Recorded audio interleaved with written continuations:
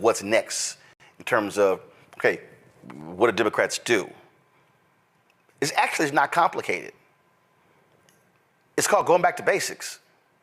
And what I mean by going back to basics, what I mean is you look at the map and you cannot examine the map from a national perspective.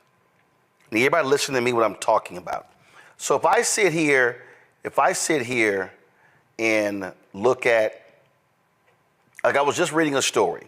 So Democrats were 9 votes away from taking control of the Texas House, okay?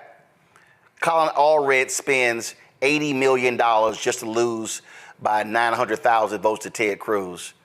Didn't even campaign to black people. So that was a waste of money. So if I'm sitting here looking at, licking my wounds, and I'm looking at the map, and I'm sitting here going, okay, what happens next? Because the likelihood is there are some outstanding races in California, but Republicans are likely going to take control of the House. They'll have the Senate, they'll have the White House, which means they have a federal judiciary for at least the next 2 years. So on the federal level, you can't really stop anything unless there are certain things in the Senate that require 60 votes. But I wouldn't be surprised if Republicans say, to hell with that. Damn that threshold, we're going to pass it with 51. I wouldn't be shocked at all. So you now go back to the map and go to my iPad. So you go to this map and you go, okay, and this is just, I pulled it up. This is not the actual Electoral College map, but here's what you do.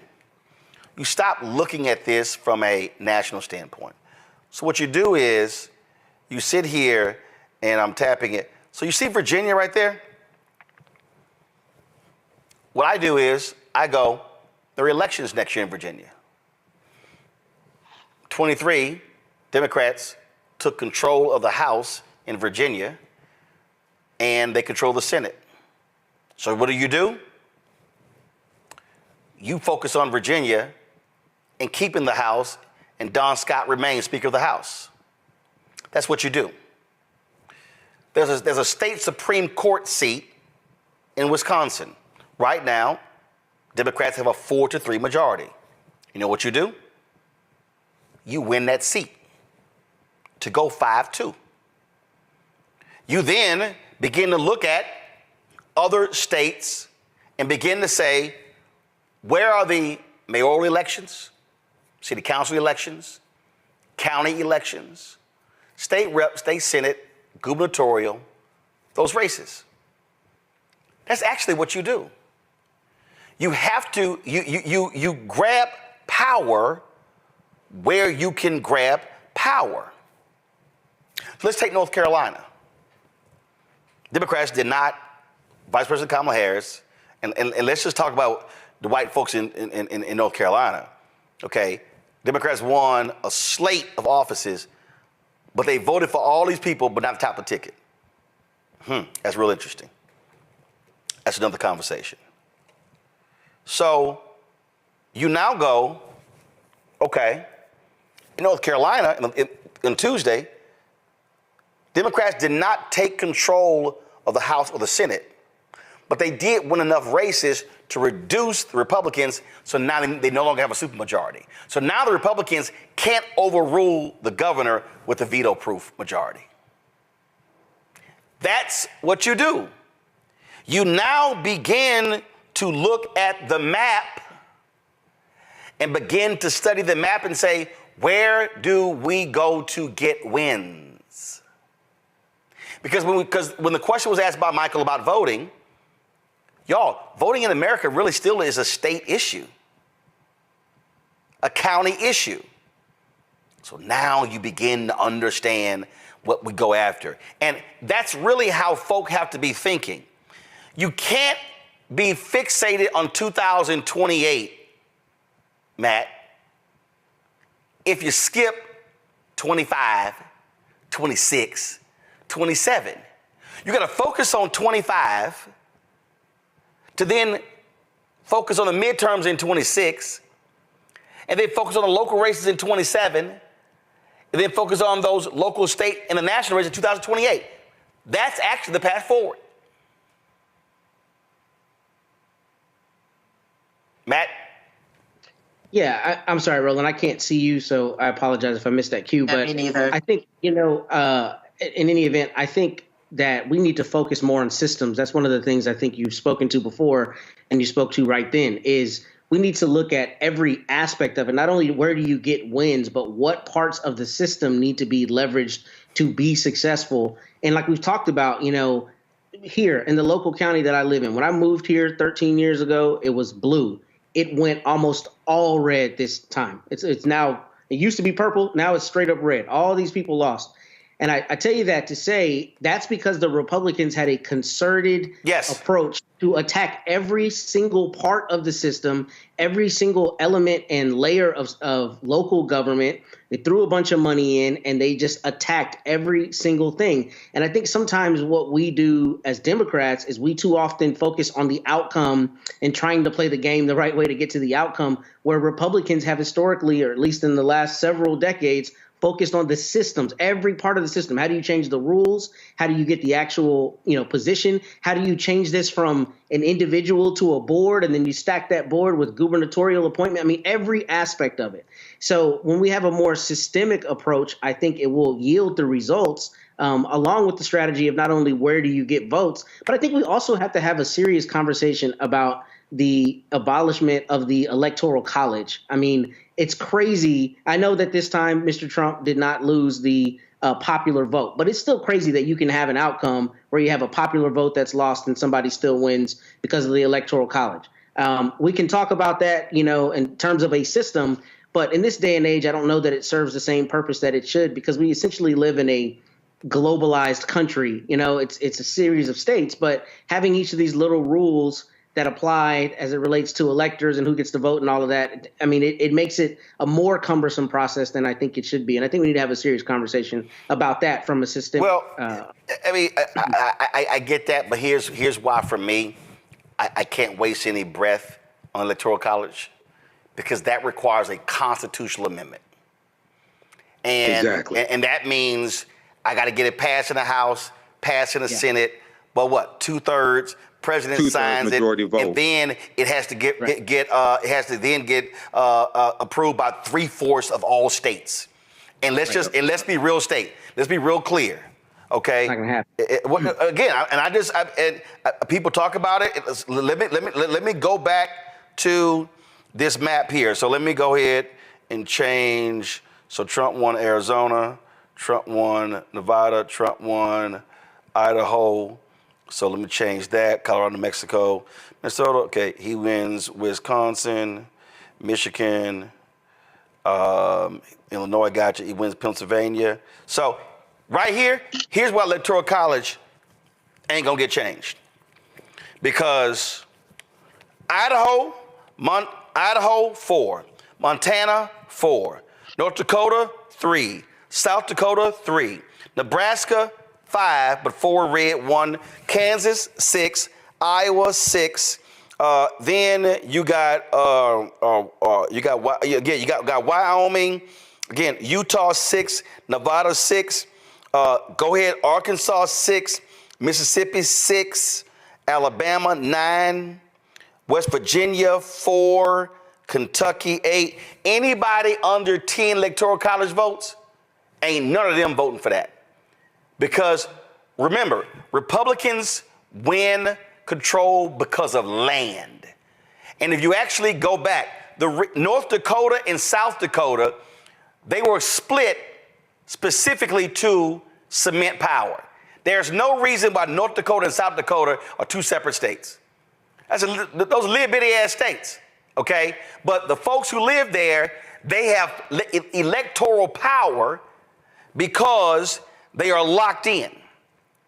And so ain't none of them states. I tell you right now, Nevada, Utah 2, Idaho 3, Montana 4, Wyoming 5, North Dakota 6, South Dakota 7, Nebraska 8, Kansas 9, Iowa 10, Arkansas 11, Mississippi 12, Alabama 13, Kentucky 14, West Virginia 15.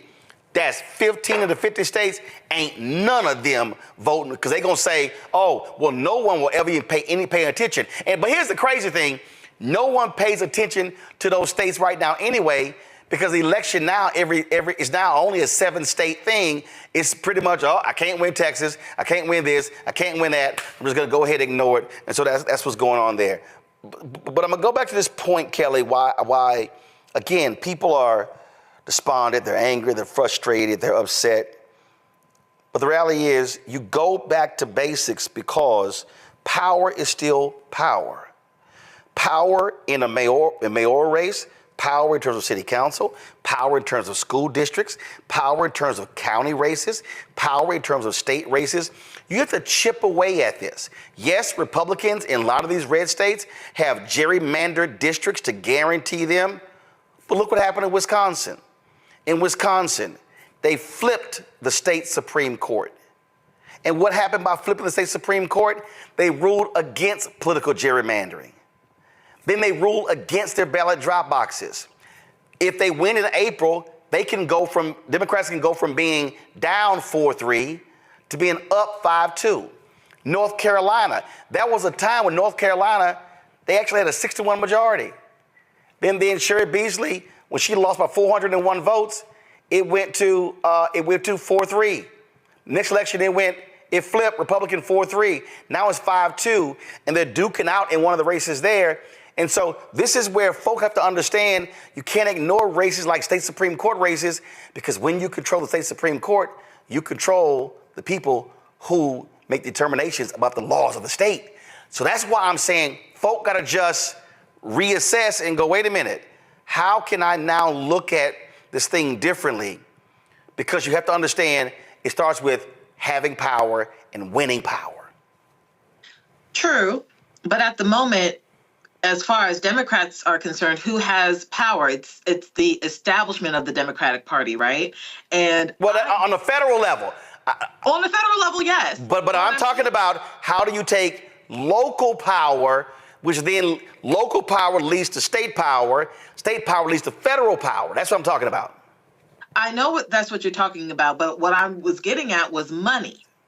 Right? Because I've been on the ground in North Carolina on campaign trails. I've been on the ground in Maryland when it comes to campaign trails. And the common denominator when it came to even local elections winning was getting money from Dems, right? Getting money from the establishment of Dems. And if they don't understand what you are talking about in this segment, that power needs to be executed and not hoarded, and that we shouldn't be taking our tears for granted, and that we shouldn't be taking for granted an entire voting base just because, it is innate that we will not go to the GOP.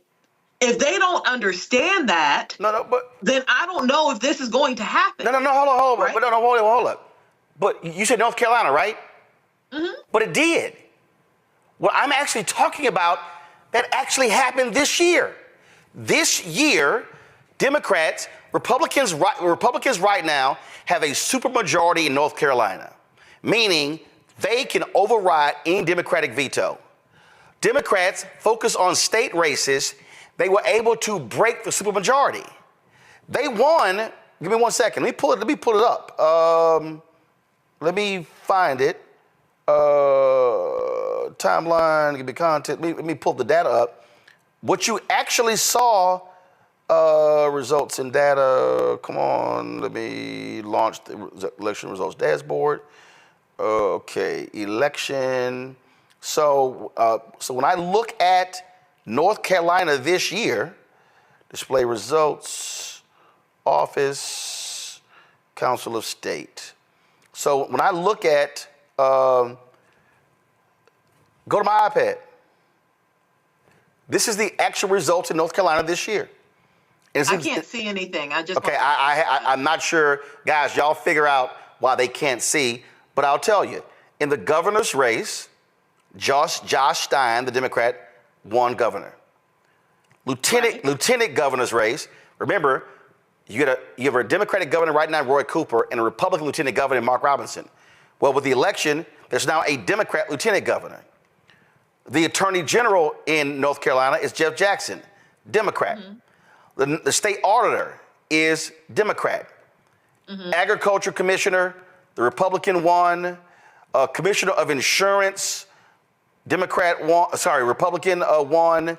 The commissioner of labor, Republican won.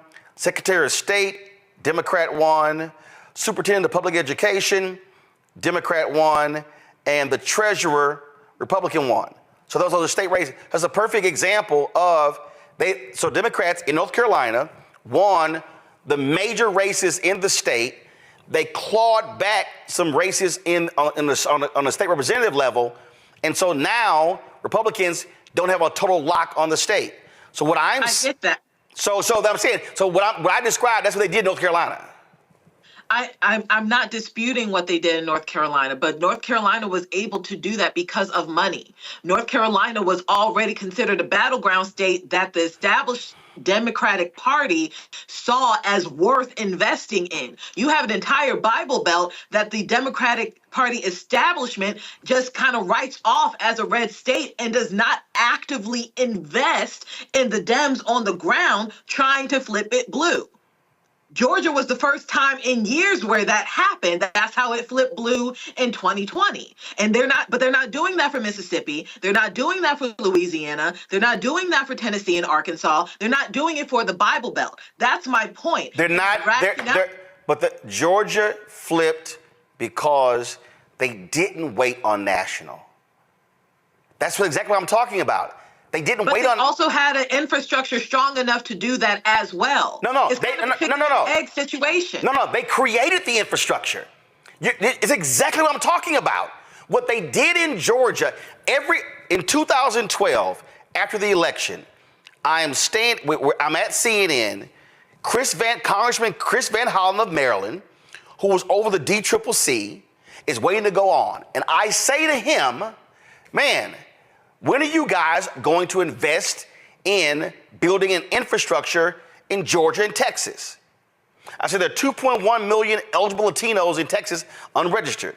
There are more black eligible voters in Texas than any state in the country. He goes by Texas and Georgia, they're red. I said, they're red because you're not organized. He blew it off. So what do the Georgia people do? They stopped waiting on national campaigns. They said, we're going to create an infrastructure. We're going to go raise the money, and we're going to do it. And what I'm laying out here, Michael, while people are sitting here, you see Gary Chambers with his videos as well. Folks are sitting here like, oh my God, what do we do? And what I'm saying is, how you win is by going back to basics, which is local. You focus on winning local power. You build your infrastructure, and when you go from winning local to state, you go state to national. You begin to take back. The reason Texas is where it is, Matt said it.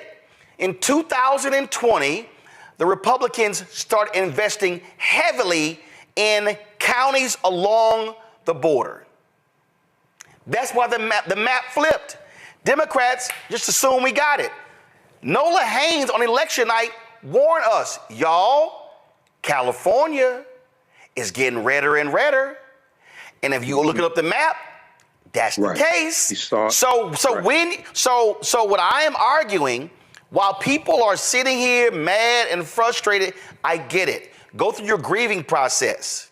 But stop focusing on 2028 and start saying, what races are happening next year in my city and in my county? And then if I'm black, let me look at the turnout. Let me look at who turned out. Because let's be real clear. Vice President Kamala Harris got more votes in Wisconsin than Biden got in 2020. Mm-hmm. Trump got 77,000 more. She lost by 30,000 votes in Wisconsin. If I'm sitting here going, what was the turnout in Milwaukee?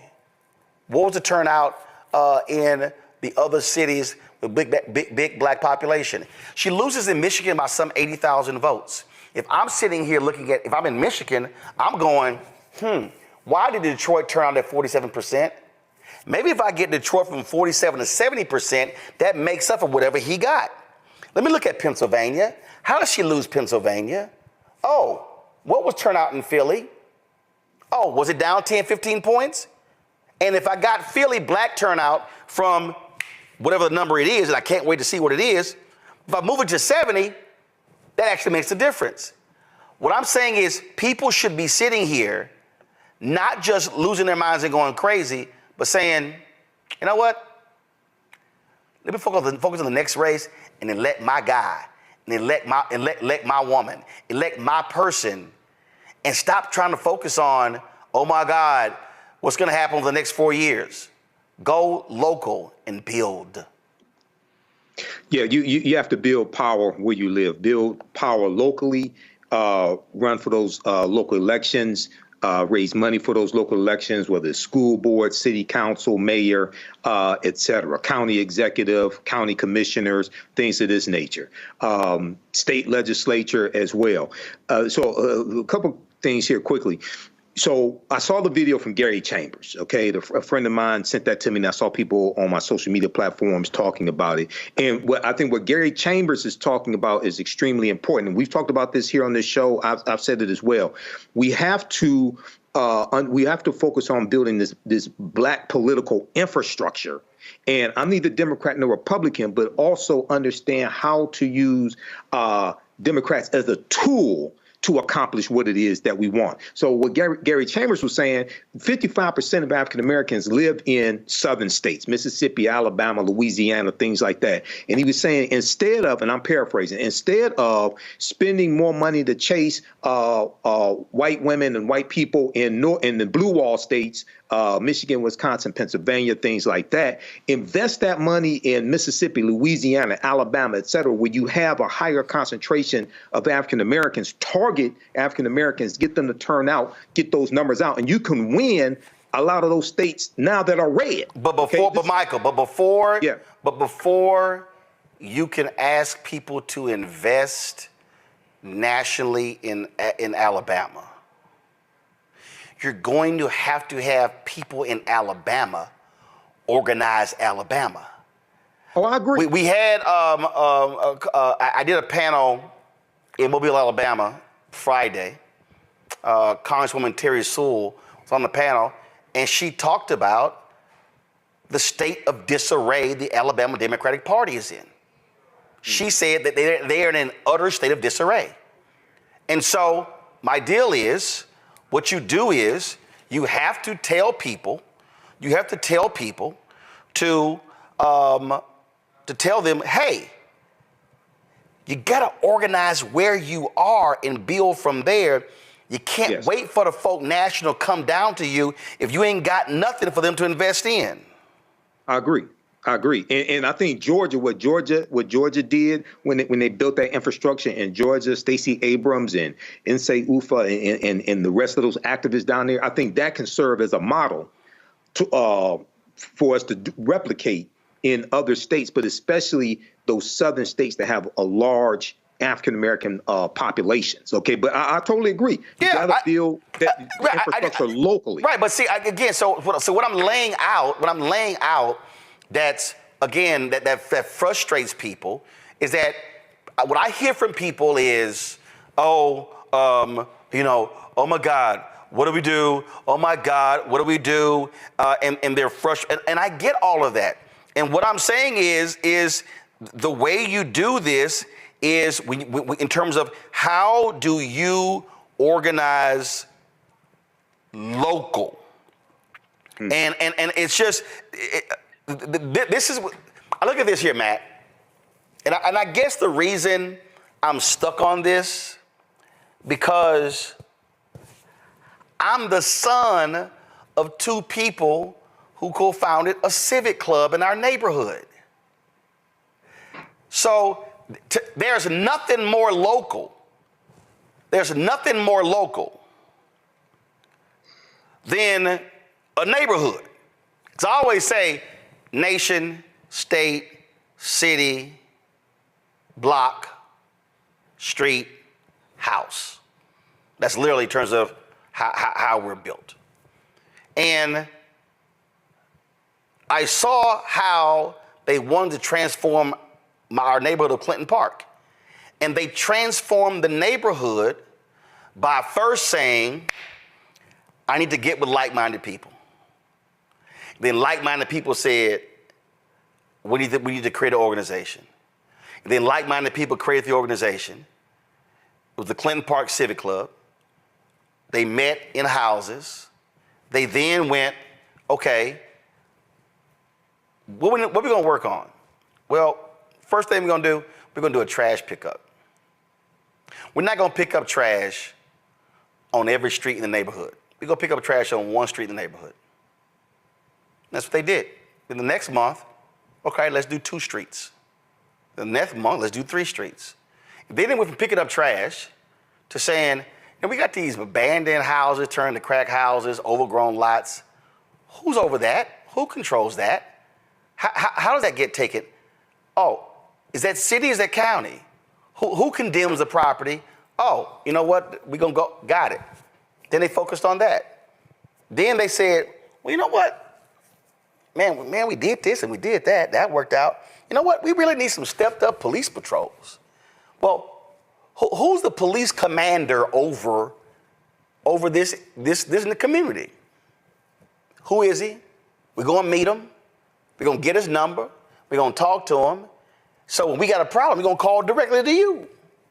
Now, they weren't saying, call a governor, call a county judge, call a mayor, no, it was, let me look at it this way. And then when it came to, they said, well, you know, we want some new sidewalks, and we want some new sewer systems, and we want some new street lights, and we want the park refurbished, and we want that old firehouse turned to a senior citizen center. Oh, city council member said, get all that bond election. Okay, let's petition it. Guess what happened? It was added to the bond election. Bond election, what do? They campaigned in the neighborhood for the bond election. Bond election passed. Guess what happened? New streets, new sidewalks, new sewer system, park got refurbished, senior citizen center got rebuilt. That's how that community changed. Now imagine multiple communities in a city. Now you're talking about your city changes. And so I just want people who are watching and listening to understand what I'm describing. This is literally how politics works as well.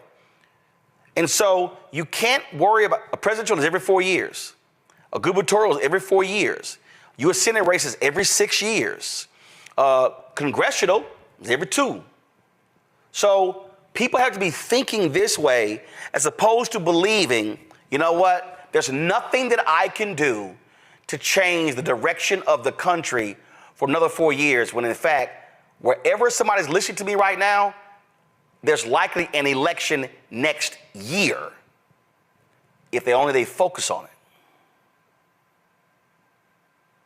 Look, there's 2 things on that I think are so important. The first thing is when you have that galvanized support on the lowest local level, you also have you create the greatest danger for those local politicians, because when their precinct is comprised of 10,000 votes, 15,000 votes, whatever, if you got a few hundred angry people, that could turn the tide easily. Yep. So in terms of accountability, I've been involved in politics locally where I live, and the most uncomfortable time for any politician is when he or she has to go to the local community center and they got to hear the seniors who are mad about their trash not being picked up on time or whatever else, right? Because that's what turns into what imperils them in their seat and their retention of power. So you're 100% right about that. But the second part of that I've seen locally here with our local library board is some of the stuff that's happening at the top of the tickets on the national level. Some of the crazy policies can be defeated on the local level. Yes. Because like I've said, these politicians and the Republican Party, particularly here in Texas, has honed in on things like school boards and the library boards. Yep. All of these social policies that they're attacking, they're going down to the smallest level to try to implement some of those policies. They can be defeated on a one-to-one basis in these small communities when people come up and say, no, you're not going to turn our library board into some, fascist propaganda machine. We're going to vote that person out, or we're going to overrule that or make that a proposition issue. So your point is extremely well taken. I think sometimes the fact that they're a part of these larger political machines that reach all the way up to whoever's in the White House desensitizes us to the fact that on Yes. the local level is where we have the most accountability and the most ability to affect change. And the thing here is, so like perfect example. So some dude, Rob Will, he goes, Roland, you're describing a losing strategy. How? What I'm literally describing is how you actually win. Not only that, that's what Stephen K. Bannon said. Right. I mean, that, like, literally, there's another guy, some guy, Rayford. I never hear you discuss reparations. Okay, Rayford, this is very simple. How are you going to get it? Rayford, Can't tell you. Rayford, you can't even describe it. And I'm just going to give you a very basic primer here. The U.S. Constitution states that any bill regarding monetary begins in the House. The bill begins in the House. Who controls the House? Republicans. Republicans. Rayford, can you name me one Republican that supports reparations? Take your time. So what are we now about to happen, Rayford? Oh, by the way, the House has to pass it. The Senate has to pass it. The president has to sign it. And then it's going to be challenged in the courts, which means it'll go to the Supreme Court. Right now, Rayford, there's a 6-3 conservative majority on the Supreme Court. So, Rayford, please tell me how you're going to get it. But here's the other deal, Rayford. For some of y'all out here who keep saying, I ain't voting till I get it. Let me help you out here, Rayford. The folks who win are the ones who vote on it. So therefore, if you don't elect enough people in Congress on the House side, on the Senate side, to accept your position, you're never going to get it.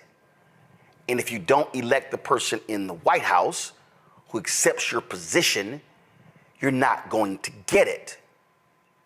So again, please tell me how you're going to do it. See, that's why some of y'all just throw some stuff out. Yes. And y'all just like, why this ain't happen? I ain't doing this until I see it happen. It's not gonna happen if you don't vote, because the people who get elected are the ones who voted up or down. Yeah. Can I address that, Roland? Yeah. I actually did Go ahead. I actually did a presentation for the Detroit Reparations Task Force, and they asked me to do it. Okay.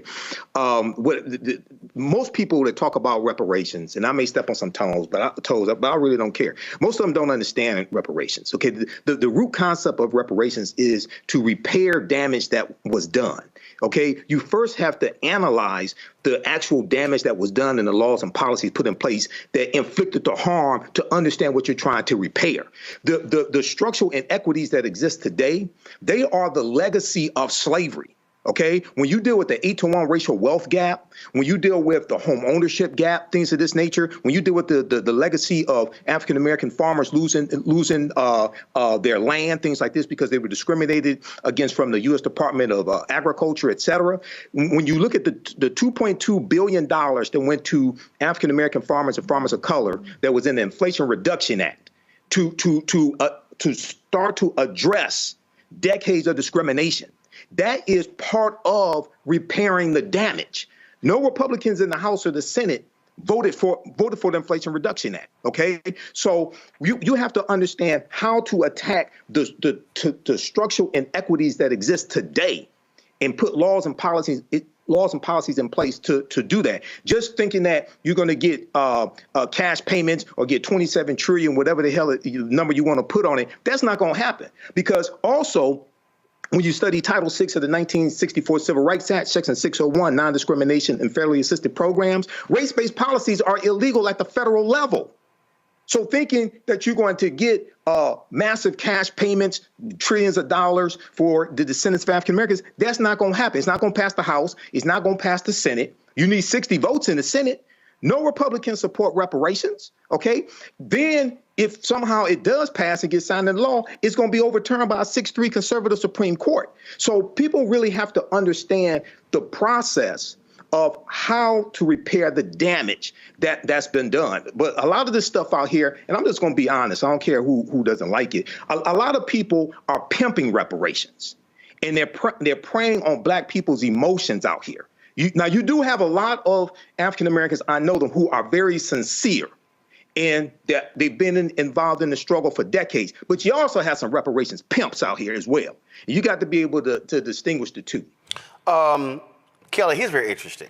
See, this is why I love when I love these people who assume that, that I don't pay attention to the comments. Oh, but I do. So Peter Groff posted this in our chat. He said, what Roland Martin is describing is exactly what we did in Colorado in the early 2000s, and the state has been blue for the last 24 years. We built a local infrastructure first, then the DNC came in. When I hit 3 churches in Detroit on Sunday, what I said to them was, you literally have power if you use it. I talked about hitting at 70%. When I was in Mobile, Alabama, legal folks fought to create a 2nd district, but it's an opportunity district. It's not a black district, but 45% of the district is black. Shamari Figures wins that seat. He didn't win it by a lot. I think it's about 5,000 votes, but he won it. And so how do you keep winning it? You keep voting and holding the folks accountable. And so then we start talking about, again, local races and building infrastructure. A lot of our people, and I heard this because I was in Milwaukee, I was in Detroit, I was in, again, Mobile, Alabama, was in North Carolina, was in Pennsylvania, was in Texas, was in Ohio, was in Georgia. And people would often come to me and they would be frustrated and they would say, oh, these things are not happening and these are not happening and we can't get investment and we can't do this sort of stuff. And I told them what we did with Win with Black Men. And I had a brother say, well, yeah, but I need you to do the call. I said, why do you need me to do the call? Yeah, because see, a lot of folks know you. I said, do you know 30 brothers? Yeah. I said, well, then do your call. And he looked at me like I was crazy. I said, yeah, you should do the call right where you live with the 30 brothers and have the 30 brothers invite at least one brother each. And y'all second call is gonna have 60 brothers. The thing for a lot of people is they actually don't, it's getting them to actually believe that they can be empowered to change this game without asking or without waiting for permission. Yes. Seize the power. Hold on, Kelly, go ahead. I'm sorry, yep. I certainly see your point. I just think that a majority of Americans in general, not just Black Americans, but any marginalized group, is tired of having to do it themselves, right? Like your examples so far include those who either already have money, already have a wherewithal, already have a mindset to change. But actually, that's not true. My parents didn't have money. The example that I described of the 7 or 8 people who started the Civic Club, only one person went to college. A brother went to Rice University. These people didn't have money. Now, you're right. They had a desire to change, but their desire was a very small one, and it built from there. But they didn't have money. They didn't have money. Sure. I mean, I remember hand making signs, so I know they didn't have money. I understand what you're saying. And I'm not trying to come up with excuses. That's not where I'm getting at with this. But those who actually need the change don't have that mindset. So how do you reach them? Easy. Or do they just get left behind? No, we have this very conversation, and then people spread this conversation, and people take it. In fact, somebody else commented. They said, "Oh my God, my sister, she met Roland. This is exactly what they did." I've literally traveled the country and met people who watched this show who said, we did exactly what y'all talked about and it worked. So part of the problem, I think, is that we're not having this granular, small, local-based conversation enough. It's always this national discussion where you got to raise $100 million and then otherwise it can't work. I just think we have to encourage people that wherever you are right now watching or listening, you literally can change the political environment where you are, but you have to start to get with like-minded people and just start. But you don't need a lot of money. You don't need big name. You don't need concerts. You just gotta actually pull enough people together to say, yo, y'all care about the same thing? Well, man, let's go and change this.